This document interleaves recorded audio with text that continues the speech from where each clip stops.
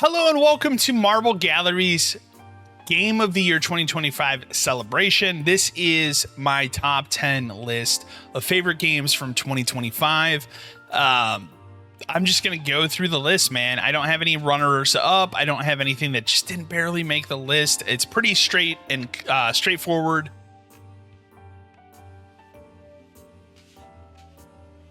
And I'm going to start with number 10, and that is a Mall Simulator. I absolutely enjoyed. I played a lot of simulator games in 2025. I toyed with the idea of actually doing a top 5 simulator list because this is a genre that I've really gotten to in the last couple of years. But Mall Simulator is very, very good. Really enjoyed my time with it. It is only on Steam. It is exactly what you expect. You're running your own mall. There are, I think, 15 businesses within the mall that you have to unlock and run and maintain. It is a game that definitely can get bogged down with frame rate because there's so much going on, but I played, I think, upwards of like 60-70 hours of this game and got to a point where I've kind of content complete the game before I moved on to another simulator game, but absolutely enjoyed it. That's number 10 on my list.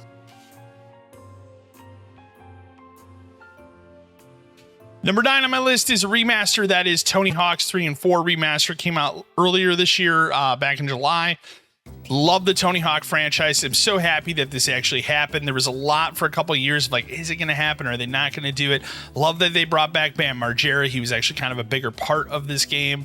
They brought back a chunk of the soundtrack, but there's a lot of new tracks as well. But as I've always said in the past too, like if you have Spotify, you can literally just filter that music over if you want the original soundtrack. So that's not a huge deal. But the redesigned maps are all great. That new water park level is excellent. It feels really much like it could have just been pulled from an old Tony Hawk game. And I do think that the team behind this would be more than capable of making a brand new Tony Hawk game in the future. And I really hope that's what the future holds for the franchise. But excellent remaster.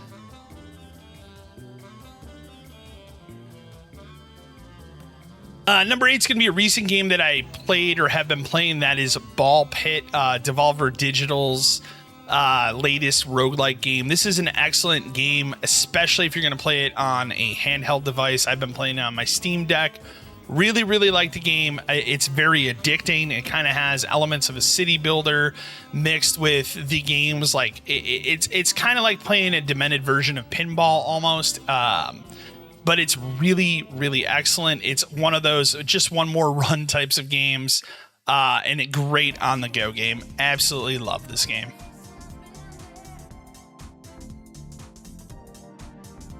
Number 7, well, surprise, it's another simulator game. This is going to be Comic Book Store Simulator. So this is one of the last games I played throughout the year.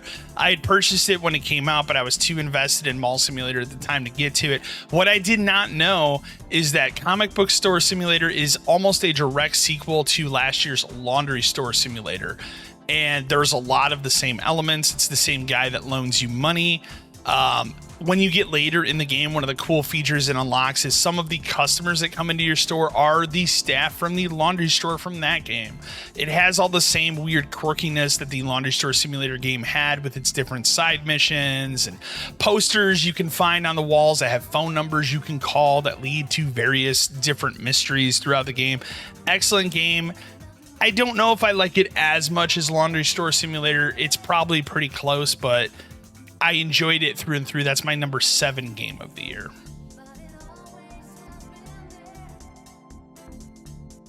Number 6 on this list is going to be Doom: The Dark Ages. I had a lot of fun with Doom: The Dark Ages. Well, I did enjoy it more than Doom Eternal. I still think that the Doom 2016 is just a game of almost a game of the generation at the time game.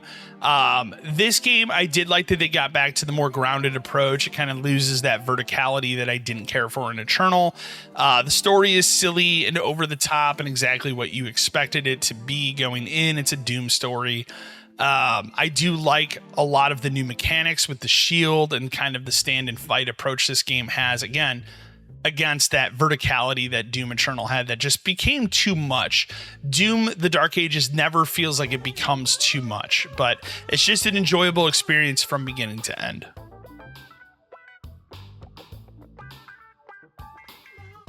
Now we get into the meat of my top 5. Number 5 on my list is going to be the Oblivion remaster. And look, I know that it was on my most disappointed list. I know that it has its problems. I know that it has its glitches, but that also was some of the charm for me because it has some of the same glitches that the 2006 original release has. But I enjoyed from beginning to end. It's also that time and moment of like, is it going to happen? Is it not going to happen? Then they just kind of surprise dropped the game. Was a great moment there. I think it earned a little in a year that was really bad for Microsoft in the Xbox division. This was one of the few moments that was really good. Really just enjoyed my time in going back to one of my favorite games of all time in a new remastered form.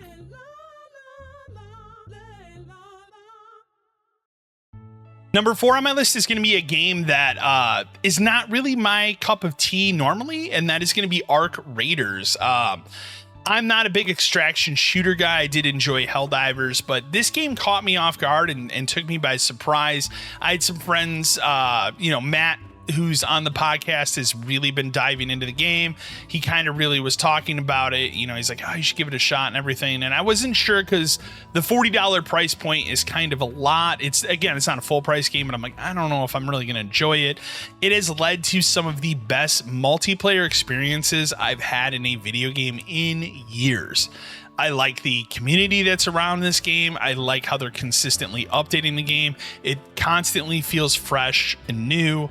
That white knuckle gameplay, running into people and not knowing, like, is this person are they gonna engage with me? Are they just gonna, say they don't want any smoke and move on? Like, it's really just a fun experience that keeps you on edge every time because there's always that uncertainty of what's going to come around the corner. So absolutely love the game. That's my number 4.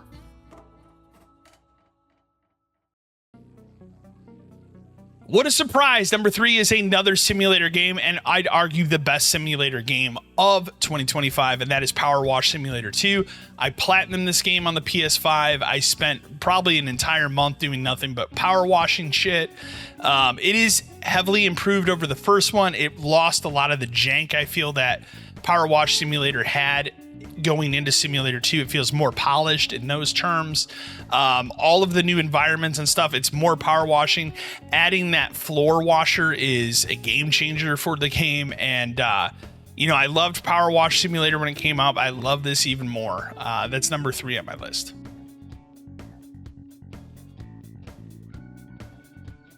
Number 2 on my list, it'll ruffle some feathers, is a game that I wanted to... I will fully admit I have not finished this game.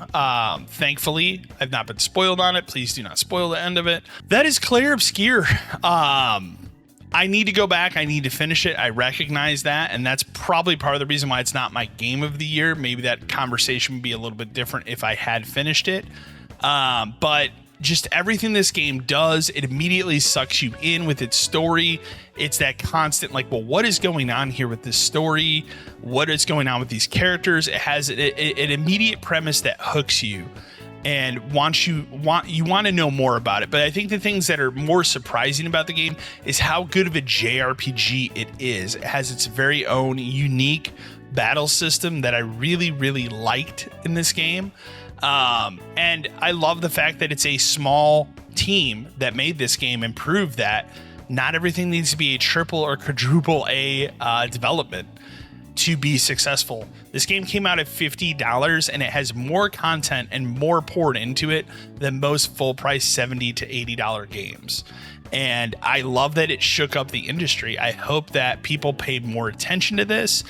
For me and for my money, and I think Dan said it on the podcast here on the channel as well, is this basically is what I would want a Final Fantasy 17 to be at this point. So I cannot wait to see what this team does next, be it a sequel to this, if they can do a sequel to it, or, something else. But hey, man, I loved everything I did play of it, and I will finish it here at some point. But that's my number 2 game of the year.